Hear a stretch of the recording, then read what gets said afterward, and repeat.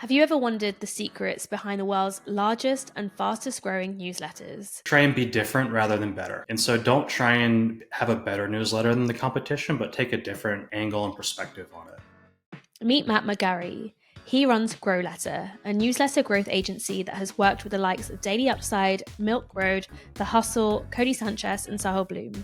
And in this episode of Creators on Air, Matt shares how to get more email subscribers and how to turn your newsletter into a thriving business. But there's really three main channels I think of. So one is paid growth, which is what my company does. We're paying to get subscribers with a Facebook ad or a Twitter ad, TikTok ad. That's a great channel, but not the best for everybody. Then there is organic social growth, growing on Twitter and LinkedIn. Those seem to be the most effective platforms to grow your newsletter because they're written content platforms and people are kind of more likely to subscribe to a written newsletter versus on TikTok, they may prefer video. They're not going to come to a newsletter. So that's organic social growth. And the final one is what I call like email platform growth. And so this is usually the smallest one, but it's really underlooked and it can be a source of high quality subscribers. So this could be a newsletter referral program. It could be as simple as asking your readers to forward the newsletter to a friend and having a link to sign up within the newsletter. You can also cross promote with other newsletters that are a similar size and topic of you, or cross recommend with other newsletters using a recommendation tool that like Substack or Beehive or ConvertKit now has. So those are the three categories, and we can dive into each of those if you'd like to. Yeah, definitely. I mean, I'm really interested by what you said about how like paid ads aren't necessarily for everyone. So how did newsletter creators know which category would suit them best? Yeah, it really depends on where you're at in your journey. And so if you want to think about paid acquisition, some people are very savvy with it and they have past experience and they know it well. So if you're that person, you probably know when to start. But if you don't, what I would recommend is, of course, number one, you're already making revenue from your newsletter or from your creator business. So when you spend on paid acquisition, you have a way to recoup that spend. So that's number one. You need to already be monetizing it at some level. It doesn't need to be hundreds of thousands of dollars in revenue, but some level. You want to get an idea of your subscriber LTV to how much each subscriber is worth to you. You can do that with some simple math, kind of like dividing your subscriber count by your revenue, or if that's I don't know if that's the exact math, but something like that. Or you can get more sophisticated with it. And I have a calculator I'm going to release soon on this, but basically you can look at, if X percent of your subscribers convert to a paid customer, like a course customer or a subscription customer, you can calculate LTV that way. Or if you sell sponsorships, you can look at the rate that you're selling sponsorships at, how often you're selling them and calculate your LTV that way. We won't get into all the details of how to do that, but you want to get at least a rough idea of what that looks like. So, if your LTV is $10 per subscriber, you can be comfortable paying, $2 or $3 per subscriber from paid ads and recoup that over time. So those are the two or three factors I think about. Okay. And what makes a good ad that would actually lead to conversion? Like, is there an approach that people should be taking? Absolutely. Yeah. What I focus on is authenticity, or authenticity. So ads that don't look like ads is what we want them to look like. If you've scrolled, Right. Instagram or Facebook or Twitter long enough, you've probably seen ads where it's like a headline, then there's like someone holding a phone, and there might be a newsletter on it, or something that's just very clearly just screams ads. And those aren't very effective. We want to be more creative, and we want our ad to look like an organic social post. And hopefully if you're already successful on organic social, you kind of know what that looks like and how that works already. And so you want your ads to be the same way. If you're doing Twitter ads, for example, the types of hooks and ideas that go viral on Twitter also work well as an ad. Same thing with Facebook or Instagram. So you can take a lot of learnings from organic growth over to your paid ads.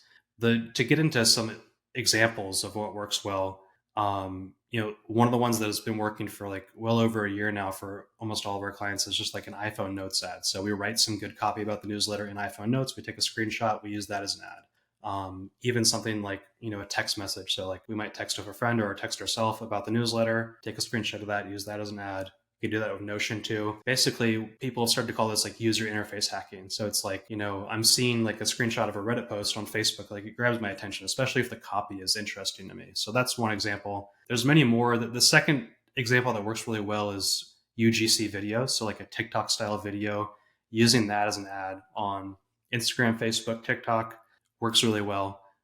Video content is just more engaging. You have more time to explain the value of your newsletter too. So that can be really effective as well. And does the copy of the ad focus more on like what the newsletter is generally about, or like specific issues, or how do you approach, what you're going to promote? Yeah, typically we focus on the benefits of the newsletter, how the newsletter solves a problem for that specific person, whoever the ideal reader is. And so it's kind of hard to show and tell issues, because some issues, I mean, if you do a lot of like deep dive content where it's evergreen, you can talk about that in your ads. But a lot of newsletters are like, it's day to day. It's a daily newsletter, weekly newsletter. So it's really most relevant to that week. So it's hard to advertise that content.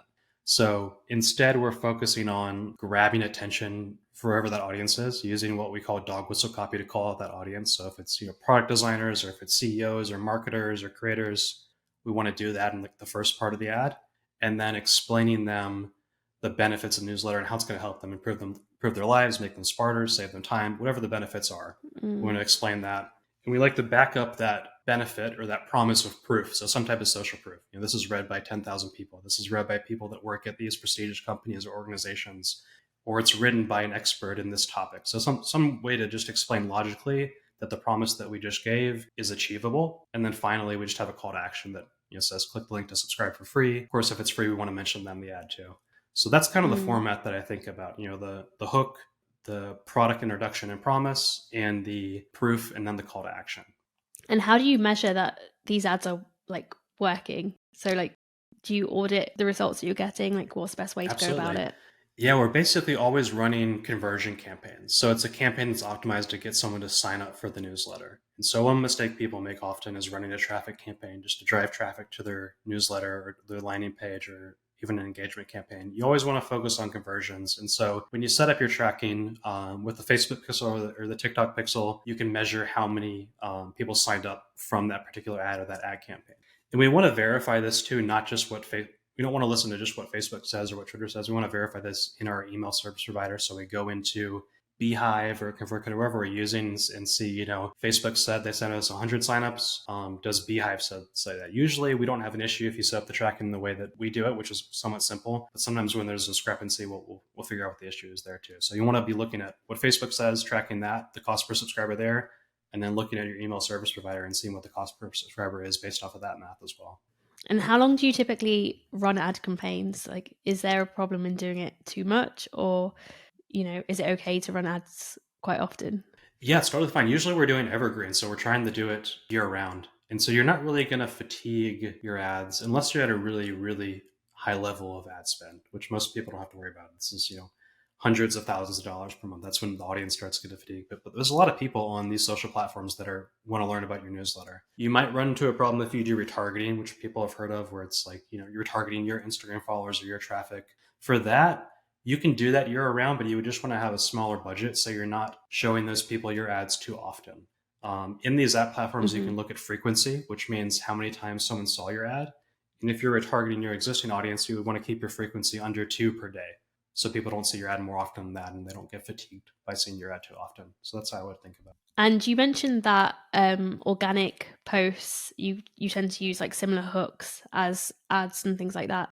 What do you do differently for organic posts compared to ads? Yeah, there's a couple of things. I mean, the point of the organic post is really to add value in some way so that people like it, share it, follow you, maybe go and subscribe to your newsletter afterwards. Whereas an ad, there's not really time to add value. I just have a couple of lines to convince you to click and subscribe. And so I'm using the same type of hook or concept or idea to get attention. But after I get that attention, I'm giving you a very brief pitch of like why you should subscribe to this, and then I'm asking you to subscribe. And so you're kind of missing that middle part that you might have in an organic post, where it's like, organic posts is you have the hook, you have the core of the content, and then you might have a small call to action at the end, where the ad, it's just way more condensed.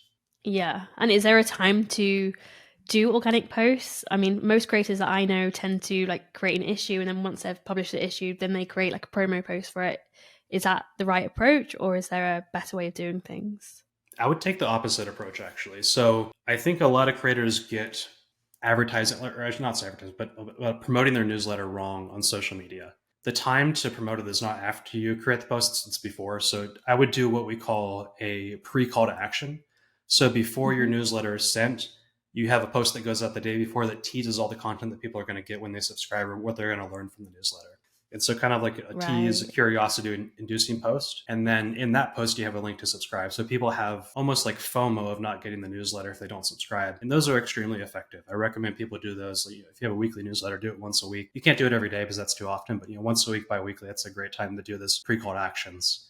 And then a lot of people just don't have strong and clear call to actions within their profiles and their bios either. They have, says I write a newsletter. It doesn't say like click here to subscribe to get this thing. It's very vague, and they don't get as many clicks from their profile as they could. A lot of people also use a link tree or like a multiple link tool in their bio. And their newsletter is 1 out of 5 links. And the amount of people who click that, then click the newsletter, is so much lower than if you just had your newsletter landing page linked in your bio directly. You might have a 50% conversion rate from your newsletter landing page directly, versus if you send people to a link tree, only 20% of the people might actually go and click and subscribe to your newsletter. And 20% versus 50%, that's double the subscriber growth if you just have that difference there. So it's another common mistake I see. That's a really good point, actually. And you mentioned that Twitter and LinkedIn are two of the best platforms to use. I'm really interested to know, does it make a difference whether you put the link of your newsletter or the call to action like in the post or in the comments? Because I see people doing it very differently. Yeah, I'm not the algorithm expert. I typically do it on Twitter. I do it beneath the tweet. So if it's threads, the last tweet. If it's a tweet, it's the tweet below that. On LinkedIn, I'm not as good at LinkedIn. I'm seeing comments work best. Or people even just, you don't even have to have a link. Sometimes you can just say the link is in my bio, as you've seen before. And like if you have a well-optimized bio, I know LinkedIn can have like featured sections in your bio too. So you can really have like multiple links for your newsletter within your LinkedIn profile, which will give you a higher click-through rate, more subscribers. So I think the general rule of thumb is avoid links in the actual post you want to reach people, and then link below that or in the comments somewhere. Yeah, that makes sense. And I feel like you've worked with some really big newsletters like The Hustle and Milk Road. What do you think those newsletters have in common that have made them so successful? I think they're getting every aspect right. So there's really 3 aspects to a newsletter. It's what Austin Reef, who's the founder of Morning Brew, he calls this write, grow, sell. So writing is obviously the content that has to be amazing. Growth is getting subscribers, and then selling is monetization. For those newsletters you mentioned, that meant selling sponsorships, but for others that could be selling a product or subscription or whatever way they're monetizing. So there's not a lot of moving parts, but each of those parts you need to do well. So we can get into there's all types of directions we can go, and like what content's good, how to grow. We talked about growth a ton already. Yeah. But if you have all those newsletters you mentioned had all those things done very well, where a lot of people that I see are missing, they have kind of one part of the pillar. They have one pillar, for example, but they're missing the other 2, or they might have 2, but they don't have 3. And that's going to hold them back. Yeah, let's dive into it then. Let's dive into content. What makes good newsletter content, and especially how important is format as well? Because I feel like some of these newsletters have this format that you become familiar with if you subscribe. Yeah, we'll start with format, because that's something that's overlooked, right? You want to think about your newsletter as kind of like the most similar physical medium is like a newspaper or a magazine. And so some people treat their newsletter like a place to write an essay, and it's just long blocks of post, and there's no separators or sections or different parts, and that's a mistake. And so treat it like a newspaper or magazine, have different sections, and make it look good. With the tools available now with Beehive and Substack and Verkit, you can all you can build a very beautiful newsletter even if you don't have a designer. So like take your time doing that. And you also want to give people a consistent experience every newsletter. And so like every newsletter, I know, this is, the tools and trends section. This is like the news and events section.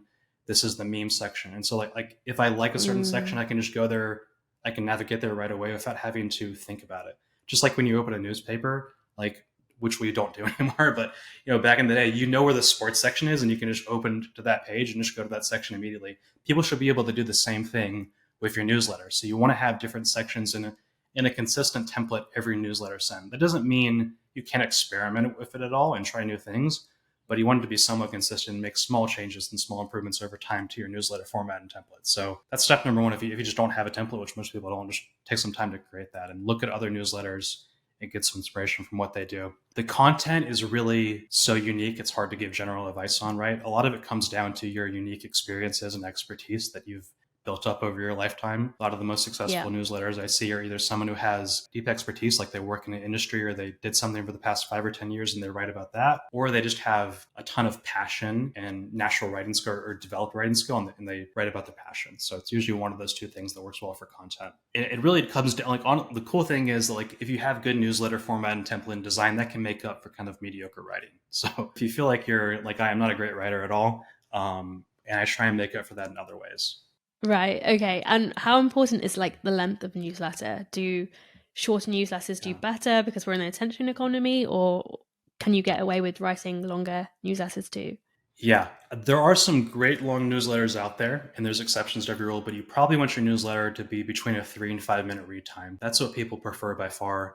I've seen a lot of data on that. So you want to go for that. I mean, shorter than 3 minutes is really maybe not enough content, but over 5 minutes is too long for most people. And so that's the sweet spot. And if you think about email, it's really like a skimmable format. Like you're not spending hours reading one email. You want people to be able to get in, get value, and then get out, and not be reading for a very long time. However, there are some good exceptions we can point to as well.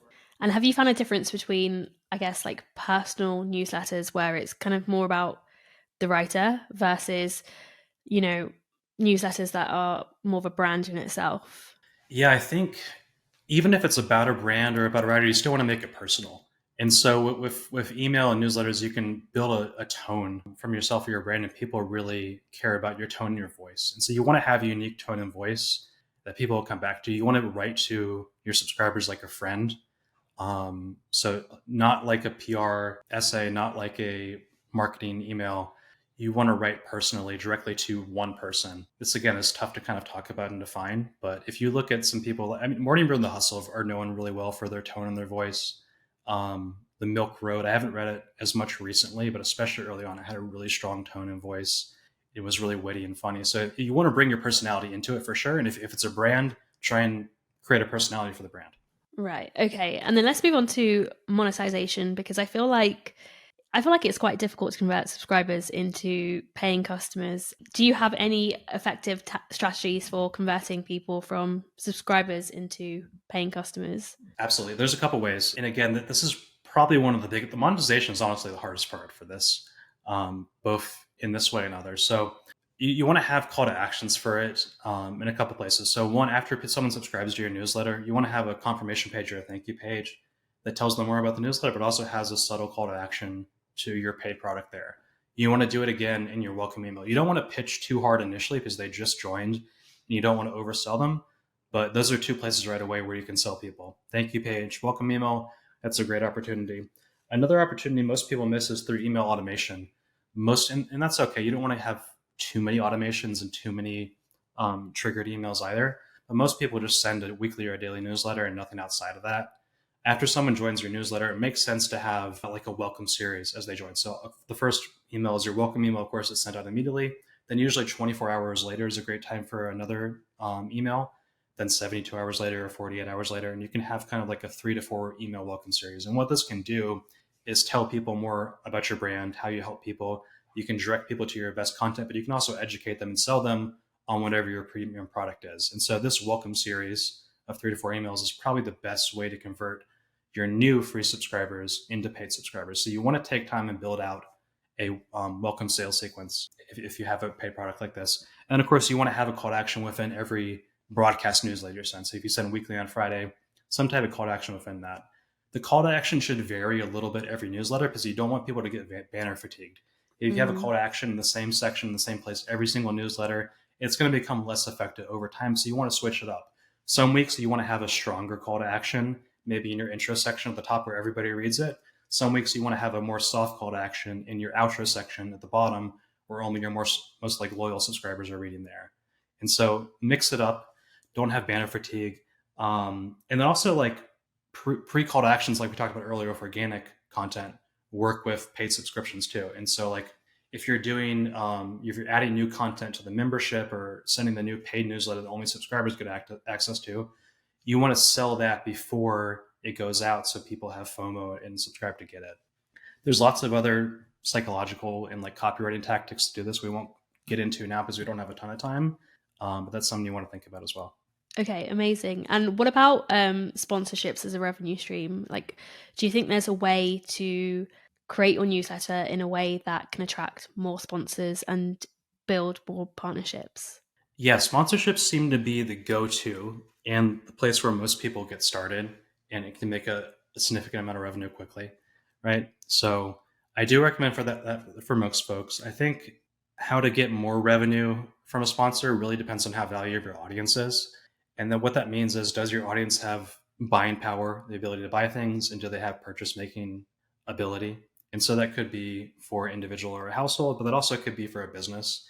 And the highest sponsorship rates are all for B2B newsletters, for newsletters that focus on covering a certain business or industry. And the people who read them are founders, executives, and professionals in that industry. And the more buying power and decision making ability those readers have, the higher the sponsorships rates. So if I had a newsletter that just had, CEOs of Fortune 500 companies on it, the sponsorship rates I could charge are, easily 50 or 100x what I could charge of newsletter about, travel, for example. Because there's just a big difference in decision making ability and buying power between a Fortune 500 CEO newsletter versus a travel newsletter, right? The average person might spend $5,000 per year on travel, whereas a CEO can spend millions of dollars per year on the products they buy for their business. And so CPMs vary a lot. Usually, newsletter ads are priced based off of CPM. I think the industry average right now is like $40 to $60, but it can vary a ton. At the lower end, in really competitive in big niches, you're seeing like a $20 CPM. But these B2B newsletters I mentioned often see well over $100 CPM, even to like the high hundreds in some rare cases. So that's something to think about. If you're starting a newsletter from scratch, you probably want to start in a space, at least if you're focused on sponsorship, started in a space that has high CPMs from advertisers and has lots of advertisers that are promoting themselves in newsletters. So do you think that any newsletter could become a business in its own right, or does it really depend on niche and audience?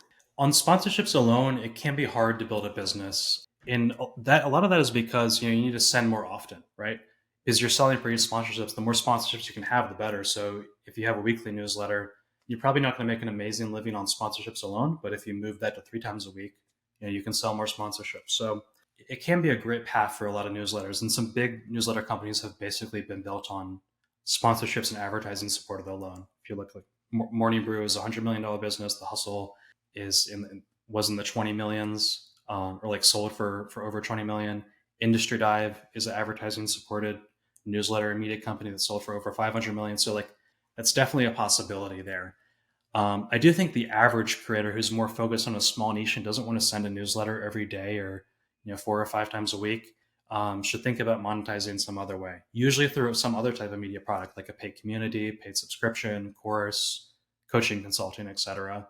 And for a lot of people, that can be a better model, and your newsletter can be demand and lead generation for that model. Okay, and let's talk about like newsletter landing pages. Like, how important are they for newsletter growth, monetization, and some of the things that we've talked about? Newsletter landing pages are very important and very overlooked. And the reason why is because, like we talked about earlier, if your newsletter landing page converts at 25%, so 25% of people that land on your landing page become a subscriber, and you're able to improve that and increase it to 50%, which is very doable, you just double the amount of subscribers you can get. And so that's a huge difference to your growth and your revenue over time, right? And so you want to spend a lot of time on this. And the good thing is it's not very complicated to make a great newsletter landing page either. You basically want to have a page that's just one section. So if I'm looking at it on my phone or on my laptop, I can basically see everything about the page there. It's not multiple sections. It's not a long sales page or website. Basically, there's no scroll. And the elements you want to have on the page are very simple too. So you're going to have a headline, you're going to have a subheadline, you're going to have your form and your button to subscribe. You might have some text under that. You might have some testimonials beneath that. Some people like to have an image too of something about their brand or like the newsletter itself on a phone. And that's really it. And the key thing is there's only one action people can take. They can enter their email and submit the form and subscribe, or they can leave. You don't want to have links to everything that ever exists about you on your landing page. You just want to focus everybody towards subscribing, and then you can direct them to other things afterwards. So you want to remove your menu, remove your footer, remove links to your past newsletter, and just focus on people subscribing. For some people, they like to maybe include one link, like a small link to recent newsletters, but you want that to be not nearly as visible as everything else, right? And so that's what it should look like. And the key, if you have that section and format right, the key to making it convert high is just having a clear value proposition, explaining in your headline and subheadline how this is going to help people if you subscribe, and then backing that up with social proof. So including testimonials, how many readers, where your readers work at, et cetera. That type of proof helps a ton. That's really interesting, because I thought it would be better to have like previous issues so people could see like what they were signing up for. What about the design of the actual newsletter itself? Like, is that something that creators should be thinking about, like trying to make it more, I guess, visually appealing and user friendly, or is that not as important as the content itself? Yeah, it's super important. It's probably even more important than the content in some cases, because if you just see ugly, content, it's a bunch of blocks and paragraphs, that's not going to work. And so it's hard to like explain in a podcast what a good newsletter should look like. But I've mentioned before, I love Morning Brew, I love The Hustle. Check those out. There's probably more design resources on my website and more examples, newsletteroperator.com, that people can see. And like once you see that, you'll kind of see each section is different. It's kind of like a magazine. It has colors. There's a very consistent font and font size. And so I think once people see those examples, they'll be able to get it right. And how else can newsletters, like creators, stand out, especially if they're in really like crowded niches? Yeah, it's a challenge, but I think my take is try and be different rather than better. And so don't try and have a better newsletter than the competition, but take a different angle and perspective on it. And so for a lot of people, can mean a lot of things, but one is just going niche or going deeper and going more deeper in a niche. And so a lot of people start with a niche. Let's say like AI newsletters are popular. We might use that example. So I wouldn't recommend focusing on this niche at all at the moment because it's just so crowded. But like if you were to, you wouldn't start a newsletter about AI news. You would go 1 to 2 levels deeper and start a newsletter about how marketers can use AI to grow their business, or how software developers can use AI to write code faster. And so you're going 1 to 2 levels deeper in a niche, and that helps you stand out and get more subscribers. Even though it's a smaller market, people will care more about you because you're actually solving a specific problem for them rather than just AI news. It's going to help a lot of people, but it's going to help them at like a somewhat surface level. That makes a lot of sense. And you audit a lot of newsletters as part of your company. What are the key metrics that you're looking at, and what are the key metrics that you think newsletter creators should be looking at? Good question. Yeah. So one is landing page conversion rate, we already talked about. I think the benchmark I have for that is 45% plus conversion rate. The second one is open rate. Open rates become less important because of Apple's changes to email open tracking, but it's still, the top 1 or 2 metrics I would look at. And so for most clients, we aim for 40 to 50% plus. A lot of this can depend on the size of your newsletter. So if you're a massive newsletter, a 40% plus open rate can be good. But if you're smaller, I think you should be aiming for 50% plus unique open rate. The other one we look at is click-through rate, a unique click-through rate. So this depends a lot on the newsletter format because some newsletters have a lot of links, some have very few links. And so there's no really true benchmark for click-through rate. But I would like to see most newsletters have a 5 to 10% plus click-through rate. 5% on the lower end, 10% on the higher end is really awesome. You should look at unsubscribe rate too, but again, not as many benchmarks. You want each newsletter send to probably have a less than 0.5% unsubscribe rate. But if you're writing good content and you have a high open rate, your unsubscribe rate is probably going to be very low anyways. Spam is important to track too. Every time you send a newsletter, look for spam reports. Ideally, that's 0. But if you're very large, it's going to be a handful of spam complaints. But you want to keep it in like less than 10%. Those are the main ones I looked at. And like a lot of it comes down to revenue percent and like LTV, but that's not going to apply to everyone quite yet. And we've spoken about landing page conversion already and how to improve that. How do you improve things like the open rate and click-through rate? Yeah, so the open rate really comes down to your first impression. Obviously, if you already have a list of 100,000 people and you have a low open rate, there's a lot of things you need to do to fix that. And it's basically going to come down to writing better and better content every single week. And it's a really challenge to kind of steer a big ship like that to a higher open rate. But if you're much smaller, it's a lot easier to change that. So what I focus on is the first impression. What happens after people subscribe? What happens immediately after people subscribe? So your landing page sells people on subscribing, of course, but then your thank you page and your welcome email needs to sell people on opening. And so a lot of people miss that part of the sales process and they have no landing page or just a very basic landing page and welcome email. And so what I like to do, especially in that welcome email, is have people take a couple actions. And so obviously you want to get them excited about the next newsletter that's coming, whenever that's coming, but you also want to have them do a couple things. One is reply to your welcome email. That will get more of your emails in their primary inbox. Another one is click some type of link. Another one is move the email to their primary inbox if it landed in their spam or promotions folder. And those are really the main 3 things. I think inform people about when your newsletter is sent, when it's coming, why they should read it, get people to click a link, get people to reply, and get people to move it to their primary folder. If you do those 4 things in your welcome email, your open rates for future emails will increase significantly. And you also want to measure your welcome email open rate over time.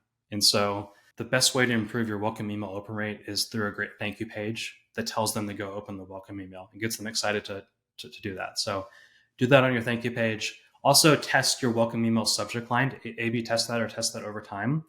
That can make a big difference too, because basically the only thing people see in their inbox is the subject line and the preview text. And if that's mediocre or just very generic or not good, they may not open that and they may not even have the opportunity to reply to it or click on it if they don't even open it in the first place. So I know that's a lot of different things to do, but that's how I think about it. Yeah, I'm interested about the subject line actually, because especially for a welcome email, I didn't realize there could be much of a difference to like subject lines. Like, are there any examples that you've seen do really well, or like the way that the copy is written? Yeah, so I like to think a little bit outside the box. I have a lot of examples on my website. I think I have a post called How to Improve Your Open Rate that has maybe 15 examples. I don't remember all of them now. A lot of times you see the generic ones like, hey, welcome, thank you, you're subscribed. I would avoid doing that, but don't get too outside the box either. So I'll just try and riff on that a little bit. And so, yeah, it's really, I wish I had more examples on the top of my head. I think mine is like, want to grow your newsletter. And so like I keep it very focused on like what people came for. That's kind of a good thing to think about. Is like, why do they join your newsletter? Can you show that in your welcome email immediately? It's also worth thinking about the preview text too. Does that play together with your subject line? Because people will see that as well. But don't go too crazy with it, but don't use the generic options either. Yeah. Okay, that makes a lot of sense. And last question I want to ask is, you've worked with so many newsletter creators and you've audited so many newsletters as well.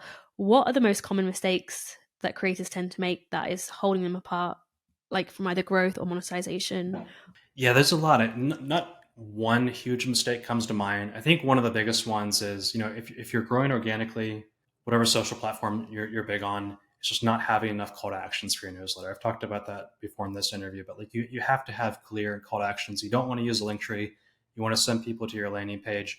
You're gonna be really happy you did that later if your reach goes down or your account gets banned or something, because newsletters are the only truly owned platform. So I think the main takeaway I have is people just don't spend enough time and effort on it. They're so focused on social growth. They don't see that a newsletter subscriber is way more valuable, and they never send people to their newsletter, and they don't put any time and effort into actually building it or writing it either. So I think if they do all the things we talked about on this call, I think they're going to be in a much better space in the long run, and they're going to have a better shot at converting people to actually buy from them, because email is the best way to do that. Yeah, definitely. I feel like I've already learned so much about how to improve Passionfroot's newsletter. So thank you so much for that. I'm going to end with a quick fire round. So I'm going to ask you 5 questions that I ask every creator that comes on air, starting with, what's your favorite thing about being a creator? I think my favorite thing is meeting people and getting great feedback. I mean, it always feels good to get a positive response on something you post, or people talk about how it actually helped them. So that's amazing. One underrated ability is I hire a lot of people for my agency, and being able to find great, talented, hardworking people. I found so many people just through my Twitter and through my newsletter. Whereas before I would have to, post up job postings, post ads, dig through applications. Like, been able to recruit so many people through my content, which has been awesome. Oh, I love that. And what's something that gives you the most inspiration for what you create?